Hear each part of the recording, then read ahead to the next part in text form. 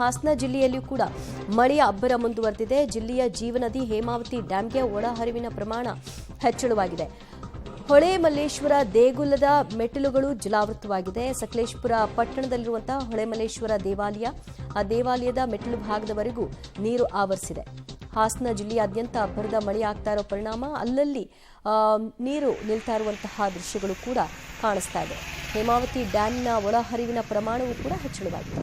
ಮುಂಗಾರು ಮಳೆ ಕಳೆದ 3 ದಿನಗಳಿಂದ ಹಾಸನ ಜಿಲ್ಲೆಯಲ್ಲಿ ಅಬ್ಬರಿಸ್ತಾ ಇದೆ. ಅದರಲ್ಲೂ ಮಲೆನಾಡು ಭಾಗವಾದಂಥ ಸಕಲೇಶಪುರ, ಆಲೂರು, ಬೇಲೂರು ಭಾಗದಲ್ಲಿ ಧಾರಾಕಾರವಾಗಿ ಮಳೆ ಆಗ್ತಿದೆ. ಮತ್ತೊಂದೆಡೆ ಚಿಕ್ಕಮಗಳೂರು ಜಿಲ್ಲೆಯಲ್ಲಿ ಸಹ ಸಾಕಷ್ಟು ಮಳೆ ಆಗ್ತಿರೋದ್ರಿಂದ ಹೇಮಾವತಿ ಜಲಾಶಯಕ್ಕೆ ಒಳಹರಿವಿನಲ್ಲಿ ಭಾರಿ ಪ್ರಮಾಣದಲ್ಲಿ ಏರಿಕೆ ಆಗಿದೆ. ನಾವು ದೃಶ್ಯದಲ್ಲಿ ಗಮನಿಸಬಹುದು. ಇದು ಸಕಲೇಶಪುರ ಪಟ್ಟಣದಲ್ಲಿ ಹರಿತಕ್ಕಂತಹ ಹೇಮಾವತಿ ಜಲಾಶಯ. ಈಗಾಗಲೇ ಹೇಮಾವತಿ ಜಲಾಶಯ ಭರ್ತಿಯಾಗುವತ್ತ ನೀರು ಹರಿದು ಬರ್ತಾ ಇದೆ. ಯಾಕೆಂದರೆ ಕಳೆದ 4 ದಿನಗಳಿಂದಲೂ ಸಹ ಧಾರಾಕಾರವಾಗಿ ಮಳೆ ಆಗ್ತಾ ಇದೆ. ಸದ್ಯ ಹೇಮಾವತಿ ಜಲಾಶಯದಲ್ಲಿ 31.112 TMC ನೀರು ಸಂಗ್ರಹವಾಗಿದೆ. 37.103 TMC ಸಂಗ್ರಹ ಸಾಮರ್ಥ್ಯವನ್ನು ಹೇಮಾವತಿ ಜಲಾಶಯ ಹೊಂದಿದೆ.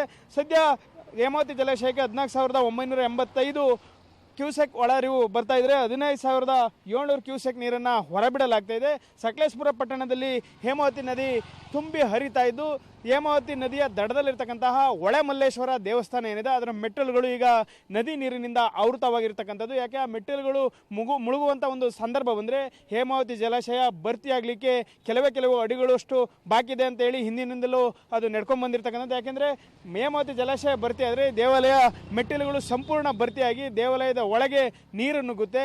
ಆಗ ಹೇಮಾವತಿ ಜಲಾಶಯ ಸಂಪೂರ್ಣ ಭರ್ತಿಯಾಗಿದೆ ಅಂತ ಒಂದು ಪ್ರತೀತಿ ಇದೆ. ಸಕಲೇಶಪುರ ಭಾಗದಲ್ಲಿ ಸಾಕಷ್ಟು ಮಳೆ ಆಗ್ತಾ ಇದೆ. ಮತ್ತೊಂದೆಡೆ ಪಕ್ಕದ ಜಿಲ್ಲೆ ಚಿಕ್ಕಮಗಳೂರು ಸಹ ಮಳೆ ಆಗ್ತಾ ಇರೋದ್ರಿಂದ ಹೇಮಾವತಿ ಜಲಾಶಯಕ್ಕೆ ನೀರಿನ ಒಳಹರಿವಿನ ಪ್ರಮಾಣ ಏರಿಕೆ ಆಗ್ತಲೇ ಇದೆ. ಹಾಗಾಗಿ ಹೇಮಾವತಿ ಜಲಾಶಯದಿಂದ ಯಾವಾಗ ಬೇಕಾದ್ರೂ ಹೆಚ್ಚಿನ ಪ್ರಮಾಣದ ನೀರನ್ನು ಬಿಡಬಹುದು. ಇನ್ನು ಹೇಮಾವತಿ ಜಲಾಶಯ ತುಂಬಲಿಕ್ಕೆ 6.5 ಅಡಿಗಳಷ್ಟು ಬಾಕಿ ಇದೆ. ಇಂದು ಇದೇ ರೀತಿ ಮಳೆ ಮುಂದುವರೆದ್ರೆ ಈ 6.5 ಅಡಿ ಏನು ಬಾಕಿ ಇದೆ ಅದರಲ್ಲಿ 2ರಿಂದ 3 ಅಡಿಗಳಷ್ಟು ನೀರು ಇಂದು ಬರುವ ಸಾಧ್ಯತೆ. ಹಾಗಾಗಿ ಹೇಮಾವತಿ ಜಲಾಶಯದಿಂದ ಯಾವ ಕ್ಷಣದಲ್ಲೂ ಬೇಕಾದರೂ ಹೆಚ್ಚಿನ ನೀರನ್ನು ಹೊರಗೆ ಬಿಡಬಹುದು. ಸಕಲೇಶಪುರ ಭಾಗದಲ್ಲಿ ಈಗಲೂ ಸಹ ಮಳೆ ಮುಂದುವರೆದಿದ್ದು, ಸಕಲೇಶಪುರ, ಆಲೂರು, ಅರಕಲಗೂಡು ತಾಲೂಕಿನ ಶಾಲೆಗಳಿಗೆ, ಅಂಗನವಾಡಿಗಳಿಂದ ರಜೆಯನ್ನು ಘೋಷಣೆ ಮಾಡಲಾಗಿದೆ. ಒಟ್ಟಿನಲ್ಲಿ ಕಳೆದ 4 ದಿನಗಳಿಂದ ಸುರಿತಾ ಇರತಕ್ಕಂತಹ ಮಳೆಯಿಂದಾಗಿ ಒಂದೆಡೆ ಜನಜೀವನ ಸಂಪೂರ್ಣ ಅಸ್ತವ್ಯಸ್ತಗೊಂಡ್ರೆ ಮತ್ತೊಂದೆಡೆ ಜಿಲ್ಲೆಯ ಜೀವನದಿ ಹೇಮಾವತಿ ನದಿಗೆ ಒಳಹರಿವಿನಲ್ಲಿ ಭಾರಿ ಏರಿಕೆ ಆಗ್ತಾ ಇರತಕ್ಕಂಥದ್ದು. ಕ್ಯಾಮ್ರಾ ಪರ್ಸನ್ ನಾಗರಾಜ್ ಜೊತೆ Shashidhar, BC public TV, Sakleshpur.